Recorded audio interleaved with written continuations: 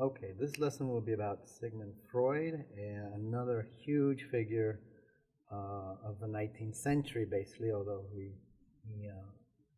he will write into the 20th century. Along with Marx and Nietzsche, Freud is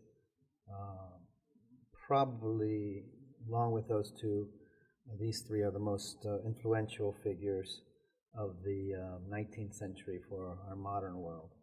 Unfortunately, like Marx and like Nietzsche, Freud has been misunderstood, misevaluated, and in general, particularly here in America, he's not really taken as seriously as he is in Europe. Marx, we know why, for obvious political reasons.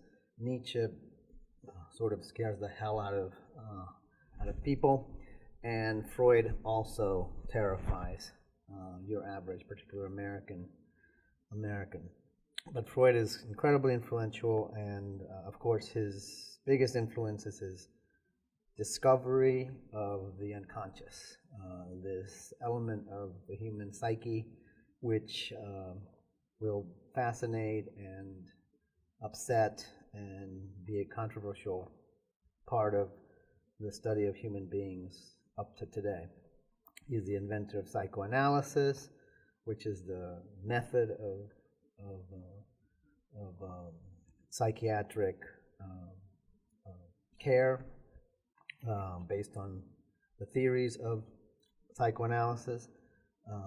We're going to look at precisely the makeup of the unconscious, its place in the sort of mental architecture of Freud, and finally at the end we'll take a look at Freud's theory of humanity or of civilization. Now, for Freud, the unconscious is one of the parts of the human psyche, along with the id, the superego, and the ego. And the unconscious is probably the most important of these four components, because it is the most mysterious and in many ways the most powerful, although it's the most hard to reach, the unconscious being only indirectly available to the conscious mind. So let's start with the id. The id is basically the most base animal, let's say, instincts and drives that human beings have biologically. They are ruled by what Freud called the pleasure principle, meaning the idea of pleasure as opposed to pain.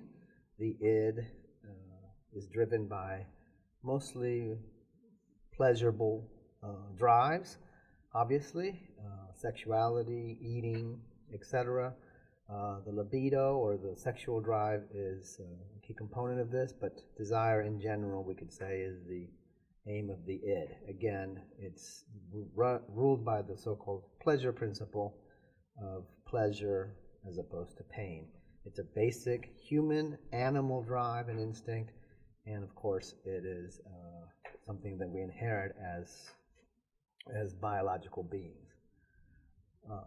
Guarding against these drives, which can many times be dangerous, hedonistic, antisocial, is the superego. The superego is a kind of police or a judicial area of the human psyche which guards against these impulses of the id, which are seen as dangerous, antisocial, immoral, etc. The superego censors a lot of the most violent and antisocial drives of the id. It controls them. The superego is basically, for Freud, made up of human religion, the institutions of ethics and morality, instituted first of all by the parents of the child, who are the first to sort of institute a negative taboo element into the id. A good example would be a child who wants to be with his mother will be quickly separated from his mother by the father, who represents the superego. This separation is necessary because the society cannot sustain itself without the appropriate roles of children and parents and so forth. Much of sexual drives, the sexual drives of humans beginning in childhood, are also going to be censored policed, let's say, by the superego, beginning with the parents. Again, because many of these drives will be seen as dangerous, antisocial, deviant, wrong. Again, the superego is manifested by the parents first, and then by the institutions of education, religion, basic moral, ethical apparatuses of society, which again, in many cases in our Western world, are run by the government, who kind of subsidizes our religious and educational apparatuses. So anyway, the basic battle in the human psyche, according to Freud, is between the id, the sort of instinctual, raw drives driven by the pleasure principle, and the superego, which controls, polices, and in general keeps these drives from being manifested in any antisocial manner. The superego, according to Freud, is ruled by what he called the reality principle, which basically means the reality of social life, of civilized life, is that you can't do what the id wants you to do, whether it's sexual, whether it's whatever the desires might be. Most of those have to be controlled. That's the reality of our social world, our so-called civilized world, and we have to, in a way, keep away from those dangerous id drives, and it's the superego which provides the mechanism to control that. Out of this battle between the id and the ego will be born our personality, each individual's personality, or the ego, which is a kind of compromise between the pleasure principle and the reality principle. So for Freud, the subject, the ego, the individual, is always a product of a conflict, and that conflict, in a way, results in the unconscious. The unconscious is another psychic place where the fears and fantasies, mostly from this battle between the id and the superego, end up. Fears and fantasies, which are usually for Freud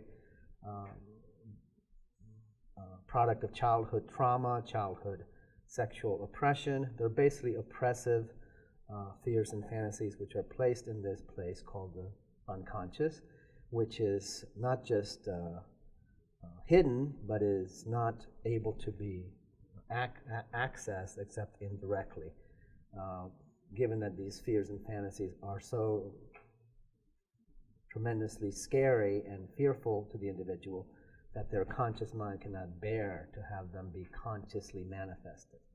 Thus they have to be, in a way, put away in a kind of closet, if you will, called the unconscious. For Freud, these are invariably about sex and violence. One of the cliches about Freud is that everything is sexual, but the truth is that for Freud everything is sexual and violent. Violence being the other side of sexuality. For Freud, one of the products of our sick psychic upbringing is that we are unable to reconcile those two basic human drives, the sexual drive and the violent drive. These end up being either neuroses or repressed feelings, fantasies, fears, which are then placed in the unconscious. So the unconscious is, again, not ever possibly accessed except through indirect means. That's why Freud was so interested in dreams and things like accidents, jokes. For Freud, the unconscious only reveals itself indirectly through dreams, but also through other means, fetishes, behavior patterns. He was fascinated by jokes. He believed that jokes, in a way, were mostly about sex and violence, indirectly. He was interested in the accidents of human life, which sometimes reveal the unconscious. All of these things can be analyzed as ways of getting to the unconscious fears and fantasies. Now, again, this is the basic architecture of Freud's psychic world. You have the ego, which is the product of a kind of a battle between the id and the superego. the, let's say, the waste products or the hidden products of this battle are placed in the unconscious, which then can only be revealed through indirect means.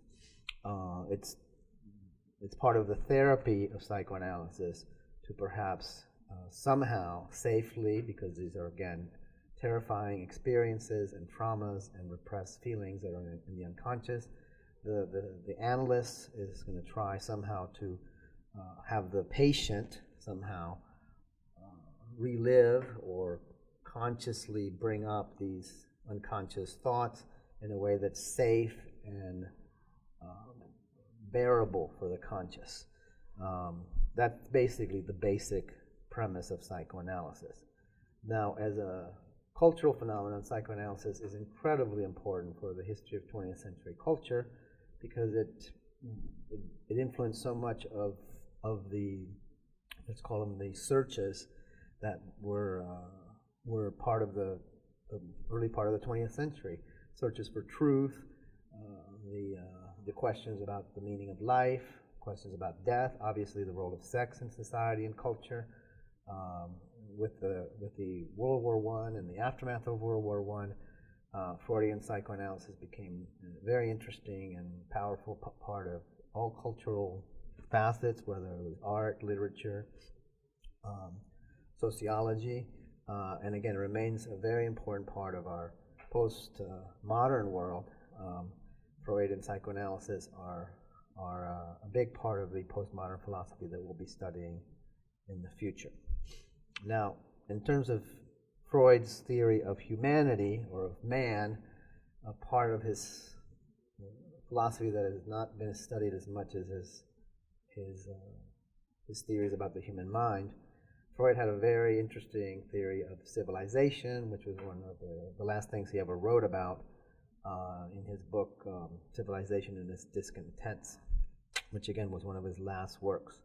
And this is a kind of a final opus of Freud, where he studies the whole history of humanity from Paleolithic times, from the first human beings, the first Homo sapiens, and tries to somehow argue that the basis of humanity and civilization were pretty much rooted in early humanity and have continued to influence the way we act and behave up to now. But what is this theory of civilization? Well, for Freud, the first humans were interestingly upright humans. That the first hominids, as they're called,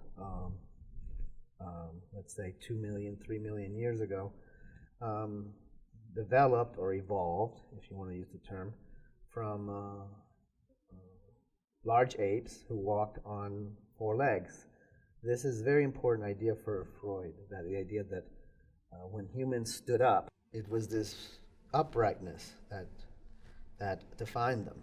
So for Freud, this evolution from a horizontal ape to a vertical, upright standing hominid. Hominids are what we call the various species of early humans.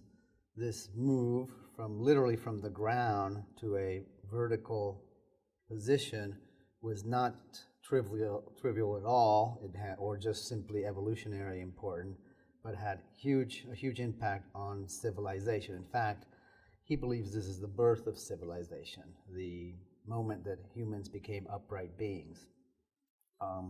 This created literally and metaphorically a hierarchy of high and low. We became the highest animals, literally and figuratively, on Earth. We started to look down on nature, again, literally and figuratively. We created thus a hierarchy of high and low. The high, of course, we say, is better than low. The low is base, is dirty, is connected to the ground. The high is celestial, it's heavenly. As we use now without even remembering, it's so commonplace. Something is great is high, and something that's bad is low or base. This for Freud was not simply a sort of linguistic evolutionary um, sort of happening. It was basically a huge moment for the development of human civilization. We became arrogant. We began to see the low as the dirty and the high as the clean and celestial. We created the hierarchy of the high and low, which the sacred and the profane, the lower classes and the upper classes, the high and mighty versus the low and degenerate. And this continues throughout the history of civilization. This idea of horizontality for Freud, that we were original horizontal beings, is very interesting because for Freud, when we stood up, we also created a hierarchy of the senses. The eyes became the windows of the soul, the seekers of knowledge. By the time of the Enlightenment, many thousands of years later, eyesight, vision is the noblest of the senses, and the other senses became lower. We don't trust our noses as much as our eyes. We don't trust our sense of touch, tactility. We don't trust our ears, hearsay. The sensual apparatus of humanity became a hierarchy where the eyes, which of course are higher, the highest sense, literally and figuratively, became the arbiters of truth and knowledge, hence the Enlightenment and the rest of the scientific developments that privilege vision over everything else. When the eye becomes the arbiter of truth, as it is in the Enlightenment and the experimental method of modern science, things that can't be seen become not just irrelevant, but they become degenerate and irrational. Again, for Freud, this is what the history of civilization is. It's the history of this kind of dominance of humanity over the natural world. Nietzsche would agree with him. Humans are arrogant and disproportionately cocky. But for Freud, this was what made up the psychic life. But when we stood up, we started not really relying on our sense of smell, and the sense of smell becomes now, throughout civilization, something that's either, we smell dirty things or we smell beautiful things. Whereas for animals, the sense of smell is basic. It is the most important sense for many animals because they're horizontal, and eyesight is really not as important as smell. Another thing that Freud posited was that when we stood up, we became ashamed of our sexuality. We exposed our genitalia, and we clothed ourselves. We started becoming repressed for the first time. Being upright exposes us to each other, and that creates things like shame and sexual repression. And this movement, of course, takes millions of years, but it really adds up to our situation today, in which we are ashamed of our bodies, we are sexually repressed, we see the lower world as dirty and base, and we, in a way, are ashamed of anything that is low, dirty. And for Freud, this is consequential because what's low and dirty is much more natural. We try to cleanse ourselves, again, literally and figuratively, of dirty things, dirty thoughts. And that, again, only leads to more repression and more fodder for the unconscious. So for Freud, the civilization is actually a kind of dehumanization of humans, in the sense that humans were animals and still are, but we become these sort of strange, shameful beings walking around Earth, ashamed of our sexuality, and of course, as we mentioned before, also unable to deal with violence. Violence is, again, something that animals do not feel guilty over. They accept it. Violence is part of life. It's part of death. Humanity, though, because of its fear of violence and because much of violence is connected to sexuality, has been able to repress its violent urges as much as the sexual urges. The id is a realm of violence as much as sexual desire. But again, we see that as antisocial, dangerous. So we channel that into various things that are safe. We don't practice natural sexuality, so we create pornography, and we create rituals of marriage and sexual rituals so we can somehow legitimize sexual activity. We condemn masturbation, but we allow for the violence in our modern media. In the same way with violence, we condemn violence in general, but we live in probably the most violent world in human history now. We don't recognize death, even though we have more death per capita, let's say, historically than any time in history. All of these things for Freud contributed to the sickness of humanity, the sickness of civilization. For him, civilization was a kind of disease that had corrupted our humanity, which to him is closer to animals than it is to this, what Nietzsche would call this created ideal of the human being, of humanity. For Freud, as for Nietzsche, this is going to catch up with us. And if Freud and Nietzsche had lived to see the 21st century come into being, they would have been not surprised by some of the symptoms that we displayed today, where sex and violence are prevalent, ubiquitous all over the media, even though we are probably as sick and as deranged in terms of violence and sexuality as any people in human history.